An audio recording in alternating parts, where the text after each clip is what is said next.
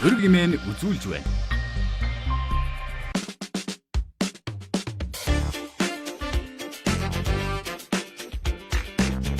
Үзэгч та бүхнийхээ орой амгаланг айлтгая. Өрг нэвтрүүлгийн шинэ дугаар эхлэж байна. Бид энэ удаа улсын хурлын гишүүн Гончиг Доржийн уян гишгтэй ярилцахаар ураад байна. Бидэнд цаг гаргасан баярлалаа. Сайхан орчиж байна уу? За баярлалаа. Харжаа тавлгөө. Сайхан шинэлгөө. За. Энэ 100 мянган төгрөгийг аваад 1 жилийн дараа 136 мянга болгож өсдөг. Энэ одоо хүн иргэдийн орлого нь хэрэгцээнд нь хүрэхгүй болохоор банк усаас зээл авдаг. Монголын хамгийн өндөр ашигтай бизнес үү? Ер нь бол нэлээд ашигтай бизнес. Та Инвесткор банк усаа хүүгийн байгууллагын ажиллаж исэн хэдэн хувь эзэмшдэг вэ? Би одоо банк усыг өмөрөд байгаа даа биш. Иргэдийн амжиргаа муу байх нь банк усуудын бизнес өндөр ашигтай байх боломж бүрддэг. Гэтэл та нөгөө талдаа иргэдийн сайхан амьдрах нөхцөлийг бүрдүүлэх гэж гишүүний үүргээр ажиллаж байгаа. Энэ хоёр огтлцох уу? Ерөөсө хүчээр өгсөн зүйл байхгүй байхгүй. Таны аав ардчилсан намын анхдагч лидерүүдийн нэг Гончиг Дорж бай. Та яагаад хүн намд хэлсв? Улсын хурлын гишүүн болж ил байвал намын үзэл баримтлал хамаагүй юу? Яг уу ер нь бол ийм ааваараа бамбай хийл гэж явах нь бас хэмзэг байд юм шүү гай. Ер нь манай дүүрээ бас гадуурхлыг мэдэрчээсэн юм те. Тэг ер нь бол би овгоо ер нь хилдэггүй гээ уян гişиг гэж явдаг гэсэн байхгүй юу? 2 тэрбум төгрөгийн хандив өгч чагсаалтын дээгүр бичигцээ ингэж сонссон. Өө тийм их мөнгө байхгүй шүү дээ. Та боловсролын зээлийн сангаас 6584 долларын зээл авч Германд сурсан юм байна. Германд их сургуулиуд төлбөргүй байдаг. Энэ зээлийг яах гэж авсан? Тийм дэмжлэгүүд байх хэрэгтэй байхгүй. За нэвтрүүлэг дээр нөгөө сайжруулсан түвшнийхээ оронд хүнсний багц үнийг бодож гаргадаг ийм бүтээгдэхүүн тавиад байгаа. Хүнсээ цуглуулдаг баг. Хүнсний үнийн өсөлт танайг ерөөхдөө яаж нөлөөлж байна? Ер нь бол бүгдээр л мэдчихэж байгаа шүү дээ. Яг дэлгүүр ороод хідэн төгрөгөнд хідэн тортой бараа авч гарч ийнэ гэдэг өөр аягүй чухал болчихж байгаа. Ер нь бол багассан. Эдижүүдийг юмны нэр төрөлх юм. За эхний асуултаа шууд асуучих. Энэ хаврын чуулганы хамгийн өндөр хүлээлттэй байгаа хуулийн төсөл бол одоо хэлэлцэгдэх хууль бол татварын хууль байгаа. Та бизнесийн салбараас гишүүн болсон хүн. Ер нь татварын ямар орчин бизнесүүдэд илүү ээлтэй байх вэ? Яг татварын багц хуулийн төслөө бол сангийн яамнаас ерөнхийдөө санал авах гад 4 сарын 10 хүртэл санал авахар байршуулсан байгаа. Энэ чинээс хамгийн анхаарал татж байгаа нь бол мэдээж нэмэгдсэн үртгийн албан татвар. Энэ дээр босго оноо бол өөрөө босго дүн буюу 50 саяас дээш болцсон тохиолдолд шууд нэмэгдсэн үртгийн албан татвар төлөгч болдог байсныг 400 сая болгож өсөж байгаа. Энэ бол яг хүн намын хувьд бол жишээлбэл мөрийн хөтөлбөртэй яг тусгасан байсан зүйл учраас бид бол тэрийг маш сайн дэмжиж орж ирж байгаа. Нөгөө талаасаа нөөтийн 10%-ийг багасгах гэдэг бол өөрөө маш чухал асуудал байгаад байгаа. Одоо орж ирж байгаа төсөл дээр бол тодорхой хэмжээнд хэрэглээнээсээ хамаарч хэрэглээ буюу одоо олсон орлогоос нь хамаарч шатлалтайгаар өөрчлөлт оруулах гэдэг ийм санал явж байгаа юм байна. Тэгээ энэ талаас бас нэг арай нэг өөр өнцөг орж ирэх болов гэдэг. Өөрөөр хэлэх юм бол наазахын хэрэгцээ буюу 500 мянган төгрөг сар 500 мянган төгрөг хэрэглээндээ зарцуулж байгаа тохиолдолд нөөт өөрөө 100% буцаалттай байгаа. Ийм төсөл орж ирсэн байгаа. Тэгэхээр энэ бол бас яг хувь хүмүүстээр болон иргэд дээр бол нэлээд таатай ах болов гэж харж байна. Мэдээж санал оруулмаар байгаа хэдэн зүйлүүд байгаа. Хувь хүний орлогын албан татвар болон аж ахуйн нэгжийн орлогын албан татвар дээр бизнесийг дэмжихийн тулд бид нар гадны хөрөнгө оруулалтыг дэмжих ёстой. Өөрөөр хэлбэл одоо бид нар мэдж байгаа шүү дээ өнөөдөр яг нөгөө валютын гадаад тэнцэл маань юу болоод байгаа вэ тийм ээ экспорт буюу нөгөө нүүрсний үн унахаар л бүх юм баларчаад байгаа шүү дээ. Одоо мөнгө болчих гээд байдаг. Гэтэл энэний чинь нөгөө талд бид нар мөнгө оруулж ирэх хэрэгтэй байхгүй. Гаднаас валют оруулж ирэх хэрэгтэй. Гэтэл гадны хөрөнгө оруулагч дээр монголчуудаас өөр татварын хувь хэмжээтэй буюу 20%. Нийт үнийн дүнгээс 20%. Жишээл үйл хөдлөлийн татвар 2% шүү дээ. Гэтэл гадны хөрөнгө оруулагч байгаа тохиолдолд чинь буцаагаал 20% болчдөг байхгүй. Борлуулсны орлого. Одоо энийг багасгах ёстой гэж. Энийг багасгах ёстой. Тэгжээж бид нар гаднаас урсгалаа оруулж ирэх ёстой. Тэгэхгүй бол одоо нөгөө баахан мега төсөл яриад байдаг. Энд чинь хэн хөрөнгө оруулах вэ? Татварын одоо яг энэ багц хуулийн өөрчлөлтийн үед гадны хөрөнгө оруулалт талаас бас нэлээд харах хэрэгтэй байна. Нөгөө талаас аж ахуй эрхлэгчдийн хувьд буцаагаад нөгөө босго 6 тэрбумаас дээш бол 25% татвар төлж байгаа. Энийг бол бас өөрчлөх саналууд л орж иж явж байна. Энийг бас харж байгаа, дэмжиж байна. Энэ хувь хэмжээг өөрчлөхдөө тэгтээ бас нэг арай нэг сайжруулсан байдлаар санал оруулах бас төлөвлөгөөтэй байгаа. За. Дараагийн асуулт. За та хүн намын жагсаалтын дөрөвт бичигдэж улсын хурлын гишүүн болсон. Намдаа хэдэн төгрөгийн хандив өгч дөрөвт бичигдсэн бэ? Дөрөв гэдэг бол одоо дээгүүрчтэй эмэгтэйчүүдийн хоёрт бичигдсэн гэсэн.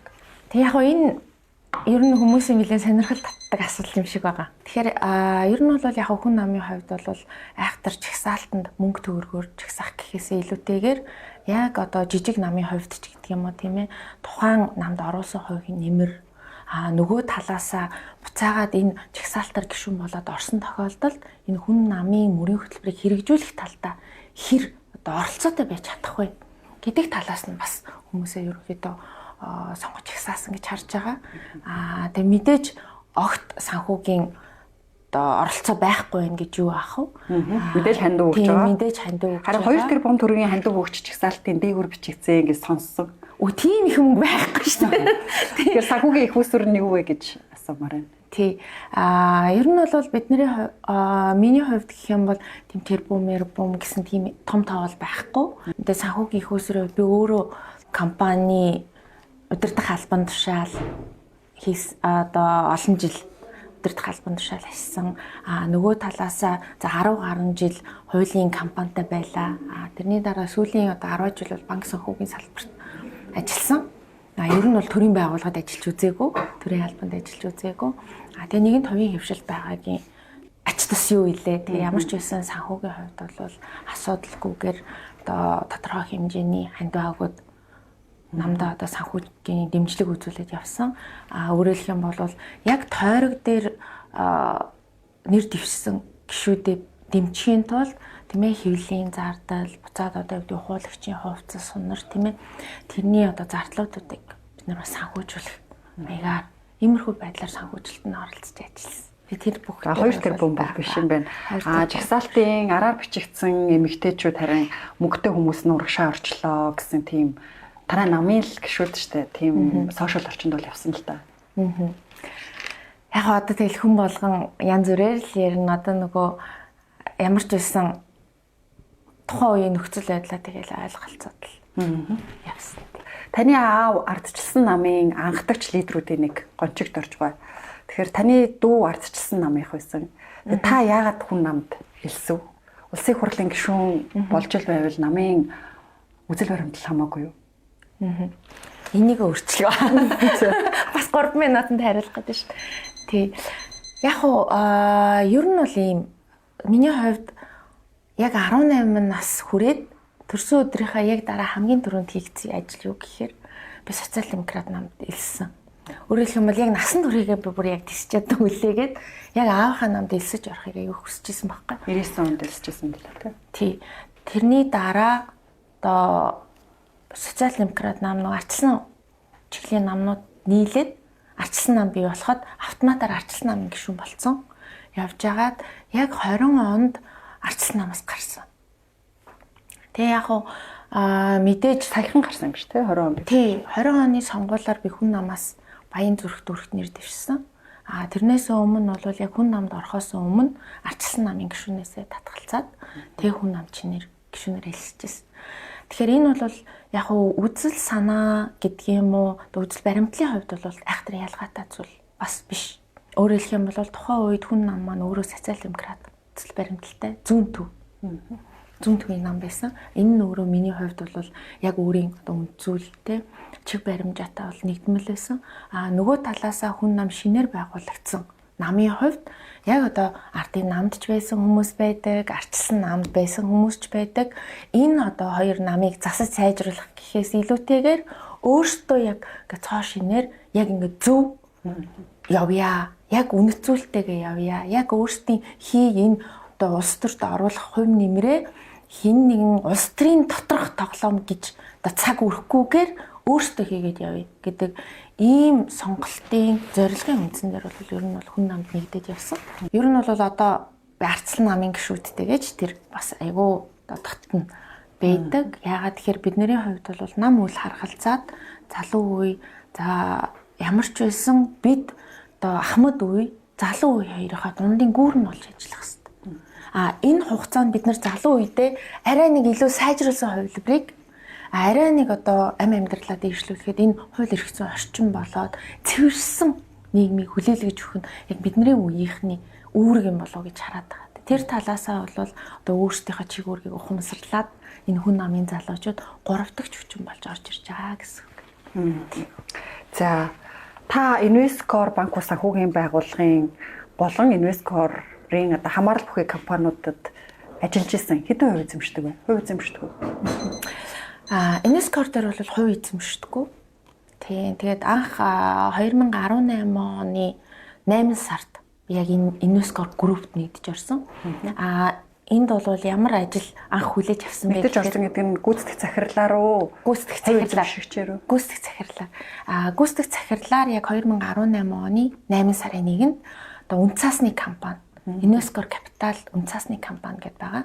Тэгэхээр үнцаасны компанийг ерөнхийдөө үйл ажиллагааг яг эхлүүлээд энэ компанийг ер нь хөл дээр нь босгоё. Яг энэ хөрөнгөний зах зээлийн одоо хөгжил дэвшилд өөрийнхөө хувь нэмрийг оруулъя. Да ялангуяа бүх одоо эрх зүйн орчин талаасаа яг хууль зүйн хувьд бол нэлээх оролцсон шаардлагатай байна гэж харсан учраас энэ тал руугаа бол тэгээд ч бас нэг зөвхөн хуульч хийгээд яваад байснаас бас нэг гүйцэтгэх захирлын одоо манлайл тийм ээ лидершип үзүүлэх хэмжээнд очсон болов гэж өөрийгөө үнсний үндсэн дээр энэ ажлыг авч ирсэн. Ер нь бол анханасаа тохиролцоо маань хувь хэмжээ авах тэг хувьцаа өөрийн оруулсан одоо ажлын одоо хувь нэмрээрээ хувьцаа авах эсвэл тэрийг одоо мөнгөжүүлж авах ийм боломж байсан. Тэгээ сонгуулийн өмнө ерөнхийдөө тэр оролцоогоо мөнгөжүүлээд авсан гэсэн үг. Харин сая 24 оны 2 дугаар улирал хүртэл туцын гишүүнээр ажиллаж байсан мөлий. Одоо бол тэгтээ хувь эзэмшдэггүй юм байна тий. Би танд юм бэлдсэн. Иргэдийн орлого нь хэрэгцээнд нь хүрэхгүй болохоор банк усаас зээл авдаг тий. Одоо жишээ нь 100 мянган төгрөг. Энэ 100 мянган төгрөгийг аваад нэг жилийн дараа 136 мянга болгож ийм болгож өсдөг энэ одоо хүн. Энэ баг Монголын хамгийн өндөр ашигтай бизнес үү? Банк ус. Жилийн 36% хүүтэй гэхээр. Тий, яг хоо ер нь бол нэлээд ашигтай бизнес. Иргэдийн амжиргаа муу байх нь банк усуудын бизнес өндөр ашигтай байх боломж бүрддэг. Гэтэл та нөгөө талдаа улсын хурлын гишүүн болчихсон иргэдийн сайхан амьдрах нөхцөлийг бүрдүүлэх гэж гишүүний үүргээр ажиллаж байгаа. Энэ хоёр огтлцох уу? Би бол огтлцсон л гэж харж байна. Яагаад тэгэхээр яг нэгдүгээрт бид нэр аливаа бизнесийг одоо жишээлбэл банк бус гэдэг энэ одоо үйлчилгээ байхгүй байвал яах вэ гэдэг нэг асуулт байгаа тийм ээ.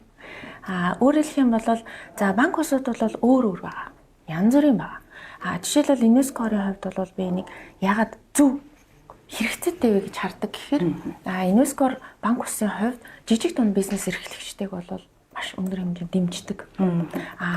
Нөгөө талаасаа жишээлбэл зүгээр л мөнгө өгөөл хүлэхийн төлөө биш байхгүй. Энэ одоо жишээлбэл яг банкуудтай адилхан зүгээр одоо шүү гэдэг барьцаа хөрөнгө аваад зээл өгчдөг юм биш.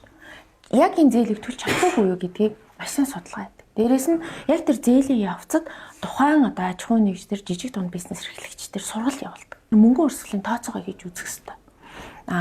Нөгөө талаасаа хүмүүс хэлдэг байхгүй. Та нар ингэж сургаад ах юм. Тэгэхээр наад бол чи банк руу шилжчихнэ үстэй гэдэг байхгүй. Гэхдээ бидний зорилго тэр.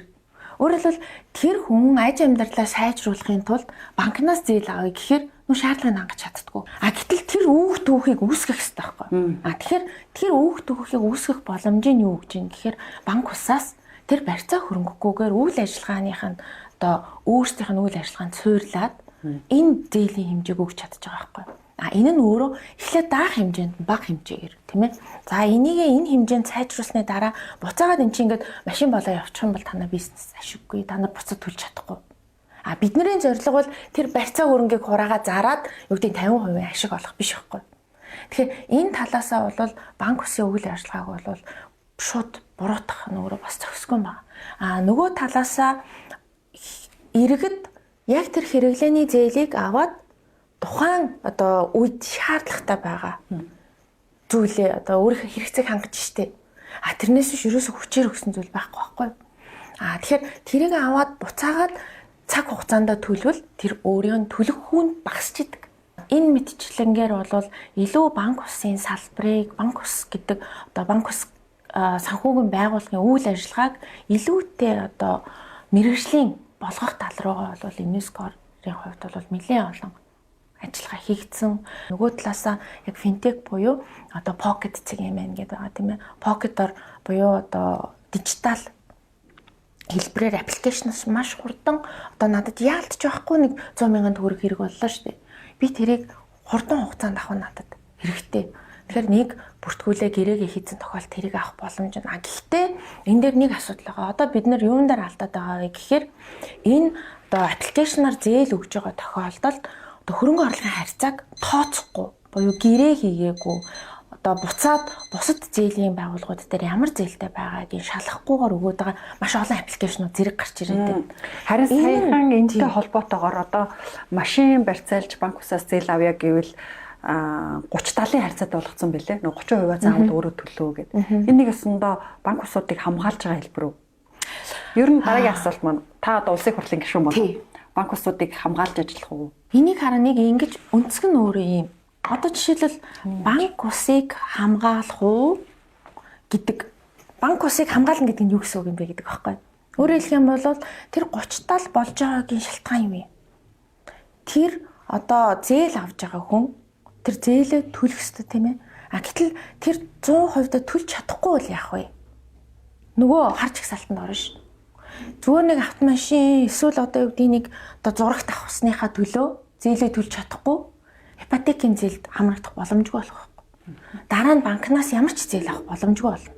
Үйлчлэгээ нийгмийн үйлчлэгээ авах болно. Энэ бүх юмн дээр нөгөөт чи хар тал болж үлдэнэ.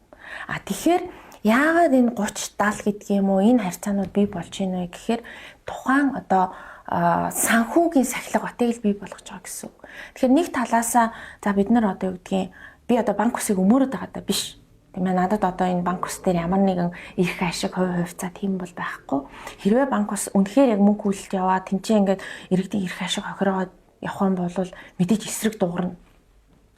Гол нь энэ байгууллагч одоо юу гэдэг зах зээлийн зарчим гэж байна тийм ээ. Хэрвээ энэ байх шаардлагагүй бол эсвэл одоо юу гэдэг хит өндөр хүүтэй байгаа бол энийг хэрэглэхгүй байх хэрэг нь биднэрт байгаа тийм үү. Тэгэхээр энэ талаасаа бид нар нөгөө иргэдийн санхүүгийн боловсролыг сайжруулах гэдэг тал руугаа бол бас төр нэлээд сайн оролцоотой ажиллах ёстой байна. Одоо ингээл жишээлбэл би ингээд юу гэдгийг нэг 120 саяын 100 саяын зээл авчаад энүүгээр одоо ингээд 20 жилийн туршид одоо юу гэдгийг те 200 300 сая болгож төлж гин. Энд чи өөрөө шударга юм уу гэдэг асуудал хүртэл тавьж байгаа шүү дээ. Гэтэл энэний цаана өөрөө ямар санхүүгийн тооцоол явдаг вэ гэдгийг бид нар аягүй сайн бодох хэрэгтэй. Өөрөөр хэлэх юм бол бид нар тэр 100 сая төгрөгийг хэдэн жилд хуримтлуулж чадах вэ? Юу гэдэг 20 жил хуримтлуулна шүү дээ. Гэтэл 20 жилийн дараа тэр 100 сая чинь юу ч биш болж байна. Энэ талаасаа санхүүгийн тооцоол хийж бодох хэрэгтэй. Энэ талаасаа ойлголцох хэрэгтэй байхгүй. Одоо өнөөдөр үнийн өсөлтгээ бид нэр ярьж байна тийм үү? Яг энэнтэй адилхан байхгүй. Тэгэнгүүт бид нар 10 жилийн өмнө энэ махны үн хэд байсан бэ? Тэгээ сүүлийн 2018 оноос хойш энэ саксны бүтээгдэхүүн 120% өссөн бэл. Тийм байгааз. Гэтэл үйл хөдлөлийн үн хэр өссөн? 18 онд үйл хөдлөх хөрөнгийг сарын 1.4% хүүгээр за сарын байг 2% хүүгээр зээлэр авчлаа ш тухайн үед 100 сая хөрөнгө. Миний зээлийн хүү явж гин сард тэ 1.5 2% би хүү төлж гин. Гэтэл миний үйл хөдлөх хөрөнгийн үнийн өсөлт чинь тэр байтугай хоёр өсчихөж байгаа. Тэгэхээр энэ хоёрын харьцуултыг бодож үзэх хэрэгтэй байхгүй. Энэ ч өөрөө санхүүгийн тооцоол. Яагаад хүү байд юм бэ гэдэг учир холбогдол ч юм байхгүй. Та боловсролын зээлийн сангаас $6,584 зээл авч Германд сурсан юм байна. Германд их сургуулиуд төлбөргүй байдаг. Энэ зээлийг яах гэж авсан? Тийм дэмжлэгүүд байх хэрэгтэй байхгүй. Зээлээ төлсөн үү? Эргэж. Одоо яг энэ дээр тайлбарвал. Та даргын хүүхэд гэр хорооллын амьдрал мэдэх үү? За би ер нь бол гэр хороолт өссөн. 600 тэрбум төгрөг тараацсан байдаг. Одоо энэ яаж төлөвлөх юм? Харин тий 600 тэрбум төгрөгөөр малчтын саналыг худалдаад авчихсан юм биш үү? Би бол тэгж л харж. Хурлын дарга шүүмжлэхээс айхгүй юу? Субъект талаас харахгүй хэвээр. 34-өөс 51% төр давхыг яриад эхэллээ л дээ. Зарим нь бол хувийн хвшлээ дээрэмтлээ гэж үзээд байгаа. Та энэ дээр ямар байр суурьтай вэ? Стратегийн ордуудын 34%-ийг төр авах ёстой юу? Бүрийн эрх төлөөлөгчийн гаргаж байгаа тэр одоо авирт энэ нэг бол би бүр 100% эсрэг байгаа. Тэгэхээр зарим ордуудыг хууль бусаар авцсан гэж үзээд байгаа шүү дээ. Хууль бусаар авсан гэдгийг хэн тодорхойлдог юм? Тэгэхээр энэ хамтарсан засгийн газраас хязгаар гарах ёстой гэж үзэж байгаа юм. 1998 онд та боловсролын зээлийн сангаас $6584 зээл авч Германд сурсан юм байна. Миний ойлгосноор Германд их сургуулиуд төлбөргүй байдаг. Энэ зээлийг яах гэж авсан? Тэгэхээр яг 1998 онд би МОС-ийн хуулийн сургуулийг төгсөөд магистрт суралцах үед одоо тухайн үед бол ер нь бол төрийн албан хаагч гэдэг чинь өөрөө одоо бизнес эрхэлж байгаа биш учраас тодорхой хэмжээнд төрөөс бас тодорхой хэмжээний одоо жишээлх юм бол нэг оюутныхын төлбөрийг төрөөс даадагч гэдэг юм уу тиймэрхүү байдлаар төрийн албан хаагчийн дэмжлэгүүд байдаг. Би энийг бол зөв гэж боддгийн. Бид нар төрийн албан хаагч үнэхээр яг цалингаараа ажиллах ёстой бол энэ дэр тийм дэмжлэгүүд байх ёстой байхгүй.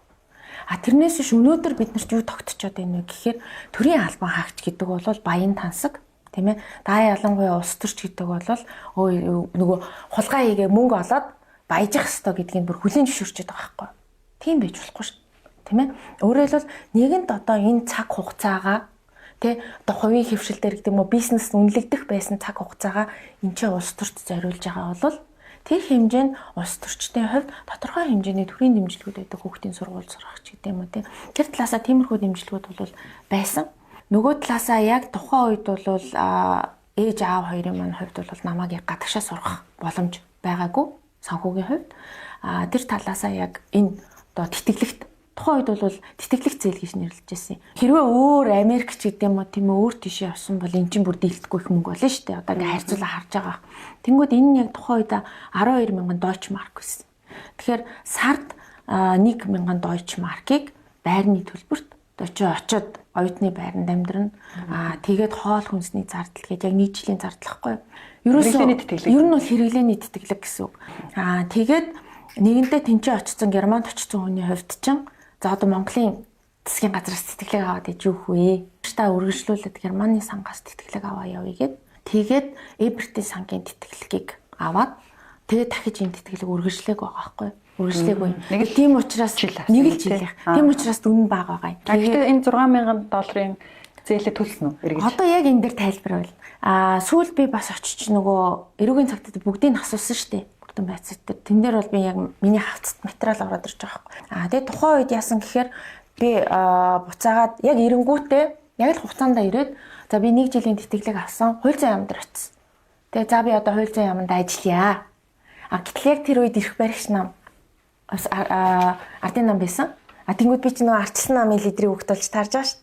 Тэгээ одоо танд бол яг ингээ төрийн албанд ажиллах боломж байхгүй. Тэгэхээр та наадахаа төлөе гэж байгаа бол нөгөө Монгол улстай нийгмийн даатгалын шимтгэлээ төлөө 5 жил нийгмийн даатгалын шимтгэлээ төлжүүл энэ зээл чи ингээ тэгэлдэм аа. Журмаараа. Тэгээд би тэн чин одоо юун 5 жил байтгаа. Ерөөсө тэрнээс ч хойш ингээл 20 хэдэн жил 2002 онд төгсөж ирсэн. Тэгээ 20 хэдэн жил яг л Монгол улстай нийгмийн даатгалын шимтгэлээ төлөөд ажиллаж байгаа байхгүй. Тухайн үед бол за энэ төлөгцсөн та одоо энэ зээлийг төлөх шаардлагагүй төлөгцсөн гэж журмын дагуу төлөгцсөн тооцсон болно гэдэг алтан бичиг нэрээд ингээд даатгалын шимтгэл төлснөөр нь хааж байгаа гэсэн үг. Та даргын хүүхэд одоо цагаан цахтан гэж ярьдаг. Гэр хорооллын амьдрал мэдэх үү? Хамгийн сүүлд хэзээ гэр хороол явсан бэ? За би ер нь бол гэр хороолд өссөн. 5 настай байхад манайх яг байранд нүүж орж ирсэн. Яг тэр хүртлээр бол манай өвөөгийнхад аав их гэсэн үг шүү дээ. Одоо энэ цагаан хуаран гэдэг юм да. Одоо яг Баян Зүрх дүүргийн уртлын гэр хороолт байдаг байсан.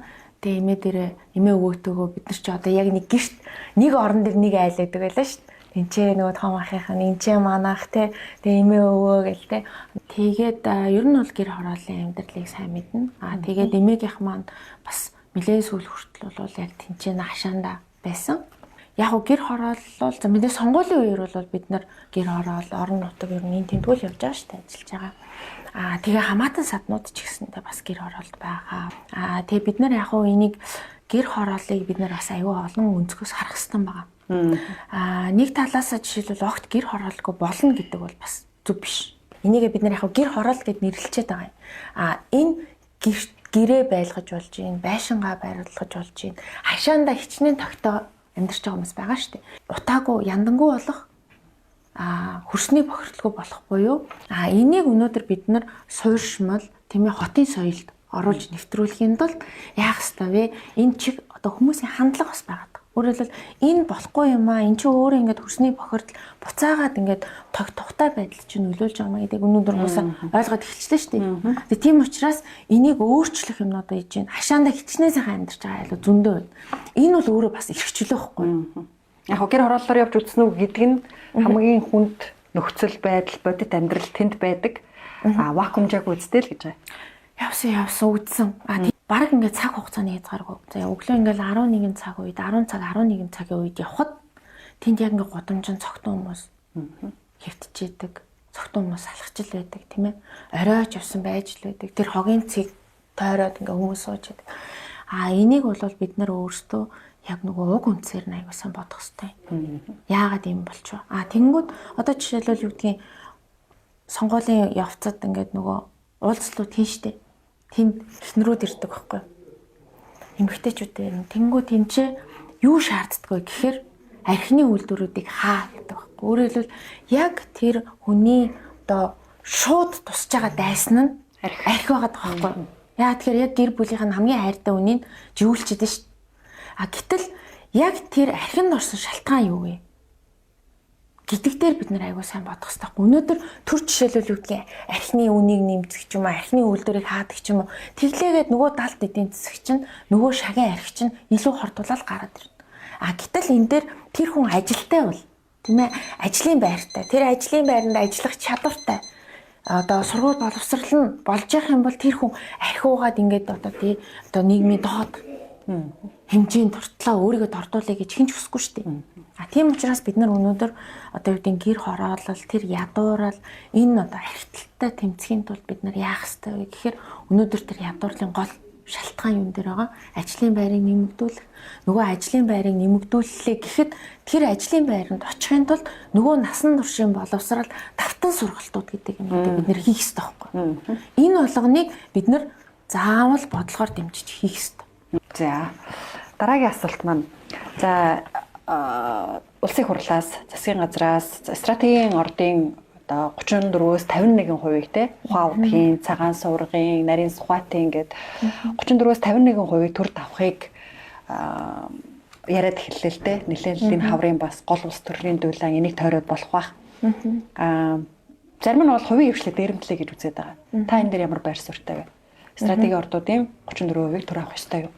Тэгэхээр энэ дээр нэг чухал ойлголт байгаа. Юу гэхээр төрийн доктортой бодлого. Өнөөдөр тэр дайсагнаад байгаа. Тэр уул уурхайг ажиллагаанд оруулсан. Тэр газрын хөрсөн тогтоод тэр чинь ингээд ямар ч үнцэн бий болох байгаа шүү дээ. Тэрийг чинь гаргаад ирэхийн тулд тэнд мөнгө зарцуулах. Тэр зөвхөн тэр хүмүүсийн мөнгө шахгүй. Би тэр нөгөө өөрөө хөрөнгөний зах зээлийн хүн учраас тэр хөрөнгө оруулалт гэдэг юм чинь ягс ойлгоод шин. Гадны байгууллагуудаас зээл авч байгаа. Яг адилхан нөгөө хүүгийн чинь төлөөл зээл авч байгаа шин. Тэгээ дээрээс нь бүр ханшийн эрсдэлтэйгээ авч байгаа. Нөгөө талаасаа энэ одоо боломжийг чинь бий болгоод гадны одоо хөрөнгө оруулагч түншүүдтэйгээ гэрээгээ байгуулад хувь нийлүүлэгчээр оруулж ирж байгаа. Тэдний хувьд зохицуулалт нь тодорхой байгаад анханасаа тийм ээ одоо төр өөрөө хэрвээ тэр зохицуулалтын шинээр орж ирээгүй тийм ээ байсан зохицуулалтын дагуу за 34% хүртэлх шүү. Тэр чинь ерөөсөө хамгийн доод нь 34 биш. 34 хүртэлх гэдэг бас нэг нюанс байгаа. Энэ өөрөө 1% ч хийж болохоор байгаа байхгүй юу? 34-өөс 51 гэдэг байгаа шүү. Үгүй. Одоо яг хуулийнхаа залтыг хараарай. Хэрвээ одоо төрийн төсвийн хөрөнгөөр хайгуул хийгдсэн бол 50 хүртэлх. Тийм ээ. Хэрвээ өөрийн хөрөнгөөр хайгуул хийсэн бол 34 хүртэлх хувь баггүй. Тэгэхээр энэ дээр бас нэг юм ялгаанууд бий. Тэгэхээр өнөөдөр бид нар яах ёстой вэ гэхээр одоо сүүлийн үед яг хийгдэж байгаа төр талаас одоо тэр бүрийн эрх төлөөлөгчийн гаргаж байгаа тэр одоо авирт энэ нэг бол би бүр 100% эсрэг байгаа. Ингэж болохгүй. Өнөөдөр бид нар диктатур төр биш. Арчсан нийгэм, зах зээлийн зарчимтай тийм ээ. Болно хилцээрд орж болно. Өөрөөр хэлэх юм бол за ямар хэмжээнд хөрөнгө оруулсан юм бэ? За улсын хайгуул, улсын төсвийн хөрөнгөөр хайгуул ихэд тухайн үед ямар зардал гарсан байсан. тэр зардлыг яаж үнэлж оруулж ирсэн байсан. За тэрний эсрэг нөгөө талдаа тэр одоо юу гэдгийг нөөц чинь өөрөө олон янзын нөөц тогтоох аргууд бий. Яг энэ нөөц тогтоохыг одоо тэр хувийн хөвшил ямар хэмжээний үн зараад тэр нөөцийг илүү баталгаатай болгосон юм уу? Нөөцийг нэмэгдүүлсэн юм уу? Гэх мэтчлэн хэлцээрийн хоёр талд материалог баримтууд дээр дүн шинжилгээ хийж тэр хувийн хэмжээг гэж тодруулах хэрэгтэй байхгүй. Тэрнээс биш хоёулаа ингэж хэлцээрийн ширээний хоёр талд суучаад чамайг шорон тийм шүү, чиний бүх хөрөнгийг хураан шүү. Тэ би бол төр. Чи яаралтай ирж хэлцээрийн ширээний ард суу. Ер нь чи анханасаа над эдгэцийн завсан чинь буруу байсан гэж ингэ шахаанд оруулчаад хэлцээрийн ширээний ард суу гэж байж болохгүй ч. Тэгэхээр зарим ордуудыг хууль бусаар авцсан гэж үзээд байгаа шүү дээ. Хууль бусаар авсан гэдгийг хэн тодорхойлдیں۔ Өнөөдөр гин буруутайг шүүхээс л тогтооно. Гэтэл хууль бус гэдгийн шүүх тогтоогоог байхад тийм ээ шүүхтээ тэр ажиллагаа явах ёстой шүү дээ. Өөрөөр хэлбэл тэр лицензийг олгосон үйл ажиллагаа буруу байсан уу гэдгийг захиргааны иргэн шүүх тогтоох ёстой. Тэр ажиллагаа хийгдээгүй, шүүх орж ирээгүй. Дээрээс нь тэнцээ хэрвээ бүр гэмт хэргийн шинжтэй байгаа бол албан тушаалаа уруулан ашигласан шинжтэй байгаа бол ирүү прокурор орж ирэх ёстой, мөрдөн байцаах орж ирэх ёстой. Шүүхээр гин буруутаа тогтоох ёстой. Гэтэл энэ бүх зүйл хийгдээгүй байхад хин нэгэн төрийг төлөөлж байгаа этгээд чи гин буруутай, чи хууль бусаар энийг олж авсан гэдэг мэдээлэл хийн гэдэг өөрөө аюу хариуцлагагүй мэдээлэл واخгүй.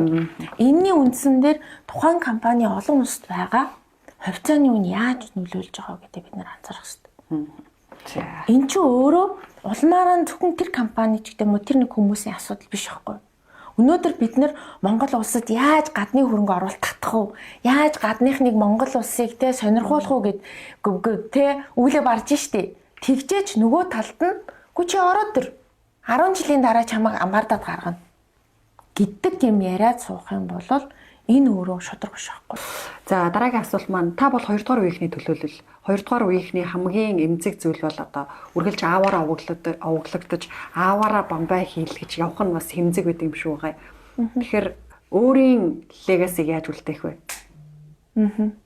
Яг ер нь бол одоо миний төрд ажиллаагүй шалтгаан бол бас юм. Тэртээ тэргүй аавг дандаа хамт явна. Тэгэхээр хэний хөвгтөө гэдэг нь ойлгомжтой байдаг.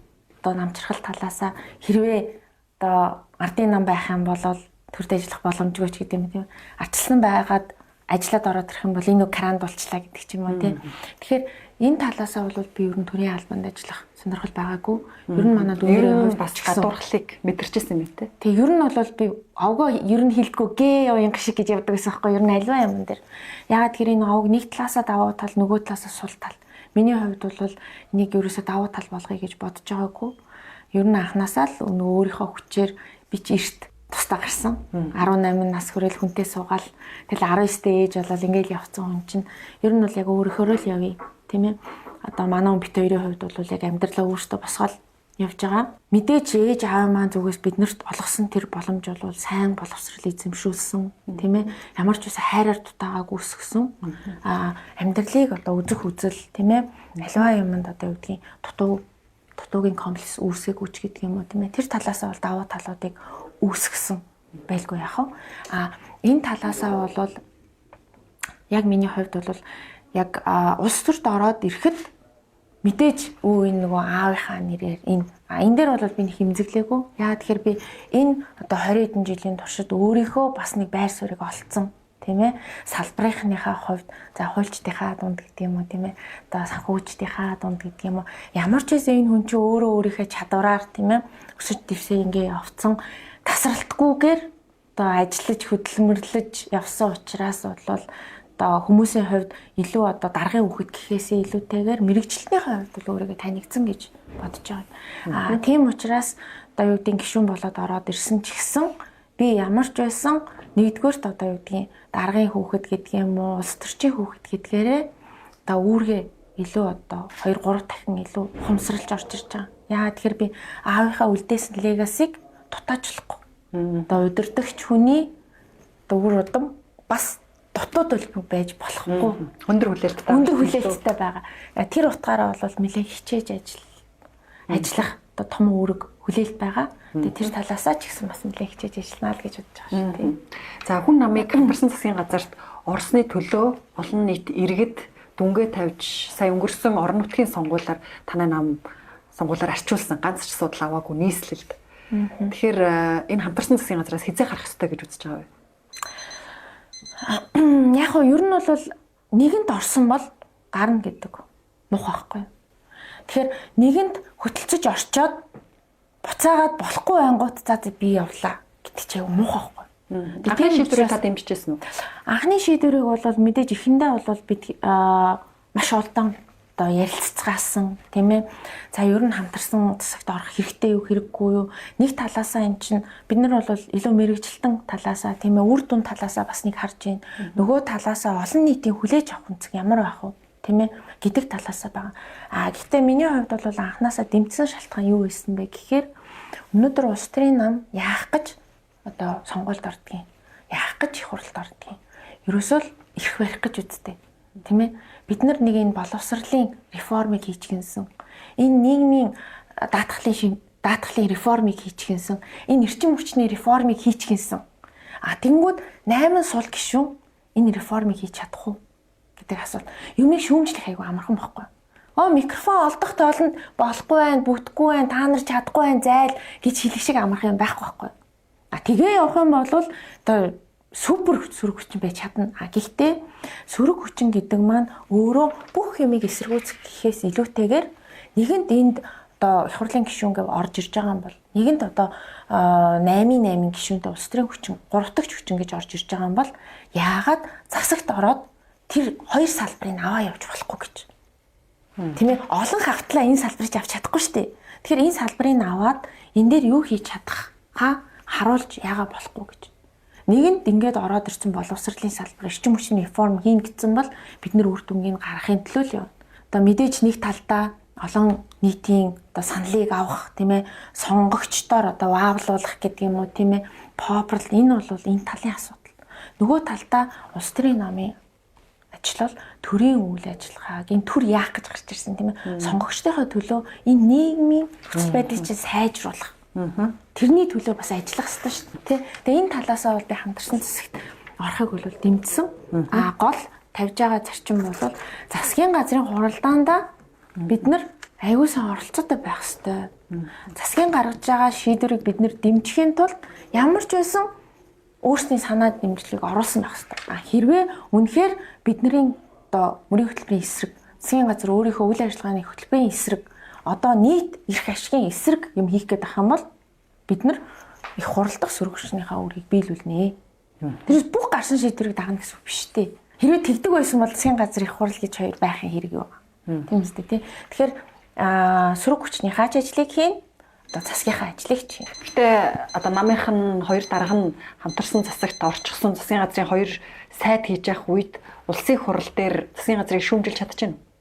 Бид нар чөлөөтэй шүүмжилж байгаа. Төсөвдөр бид нар яаж дагуулсныг мэдж байгаа шүү дээ. Хэдийгээр засагт манах ч олон холцсон биш шүү дээ. Тэгээ хоёрхан л гишүүн байна. Гэтэл тэр хоёр гишүүний маань бас дуу хоолой хүрч чадчихна уугүй юу гэдэг бас байгаа шүү. Тий. Гэх мэтчлэн ер нь бол одоо автоматар тий нүдэн айнаад одоо засгийн бүх шийдвэрийг дэмжинэ гэдэг бол ойлголт байхгүй. За миний дараагийн асуулт хоёулаа нэлээд хот тойрч ярьлаа. Орон нутгаар руу малчтын амьдрал руу ярмаар байна л да. Та өөрөө ч бас ийм санхүүгийн байгууллага удирдахжсэн хүний хувьд энэ хэр оновчтой гэж харж байгаа вэ?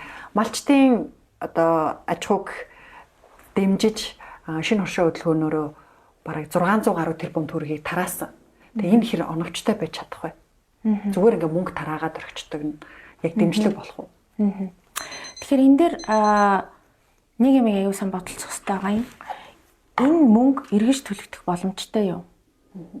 Өөрөөр хэлбэл эргэж төлөгдөх боломжтой байхын тулд тэр зээлийг энэ шинэ хошоо зээл болгож байгаа шүү дээ. Тэр зээлийг авсан малчид тэр хэмжээгээр ашиг орлого нэмэгдэж чадах уу? Буюу одоо энэ нөгөө хүү байгааз яг энэ хүүгийн хэмжээнд орлого олж чадах уу? Хамгийн наазах нь. Дээрээс нь энийг нэмсэн давсан ашиг олох ёстой шүү дээ. Тэгжээж энэ зээлийн чи ашиг тусгаар. Тэгэхээр яг энэ талаасаа харахаар одоо орон нутгаар нэлээд явж ийн л та. Тэг ингээм малчтаа уулзж ийн. Тэнгүүд яг одоо юу гэдгийг аж ахуйч тийм ээ яг мал аж ахуйгаа эрхлээд тэндээсээ одоо хөрөнгө ашгаа хийгээд одоо малчин бизнесмен гэсэн үг шүү дээ.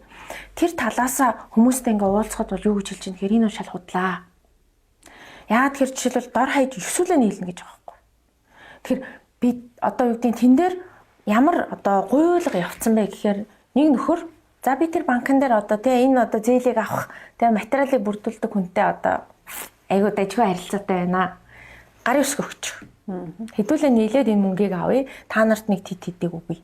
Нэгдсэн болол мөнгө мөнгө авчиж байгаа байхгүй. Гэтэл тэр хоршоо нийлээд шинэ хоршоо гэдэг чинь юм бэ гэхээр хоршоо болж ороод энэ дээрээ дундаа нэг одоо юу гэдгийг жижиг одоо арьс ширний үйлдвэр тэгээ арьс боловсруулах угаах үйлдвэрч гэдэг юм уу тийм ээ. Эсвэл одоо нэг одоо дайвар бүтээгдэхүүн боловсруулах жижиг үйлдвэр байгуулах ч юм уу тийм. Гэтэл энэ юм чинь өөрөө яг газар дээр биш байна. Байхгүй. Тэгээ мөнгө авсан хүмүүс нь худлаа гэж байна уу? Аваагүйнүүд нь худлаа гэнэ. Тэнгүүд мөнгө авахгүй байна. Тэнгүүд одоо жишээлбэл би нэг одоо залуутай ярьж байгаа байхгүй малчин залуутай тэр шинэ хоршоо гэдэг одоо жишээлбэл ингээд бизнес одоо ингээд үйлдвэр байгуулах хэрэгтэй байна тий. Ер нь бол төрөөс өөрөө ингээд одоо малчтын гарч байгаа тэр малын бүтээгдэхүүнүүдийг тий дайвар бүтээгдэхүүн ороо zero waste гэж хэлээд байгаа шүү дээ.